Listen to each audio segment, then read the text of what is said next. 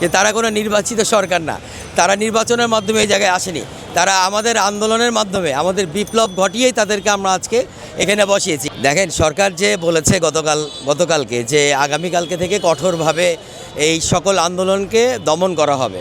আসলে আন্দোলন কেন করে উঠে? আন্দোলন সরকার প্রথমেই দমন করতে পারে যদি দাবিগুলো, যারা দাবি তুলেছে বিভিন্ন, যারা সংক্ষুব্ধ মানুষ, তারা যদি তাদের সাথে বসে যদি তারা বিভিন্ন রকম আলোচনা সাপেক্ষে এগুলো সলিউশন করে ফেলতে পারতো, তাহলে তো আন্দোলন গড়েই উঠতো না।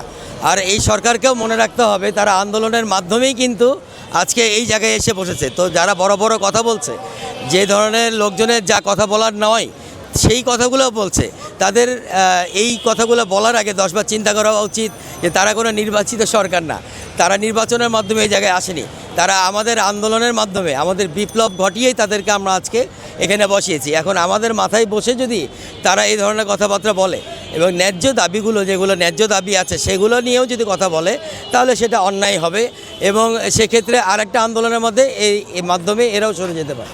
এটা তাদের মাথায় রাখতে হবে। ধন্যবাদ।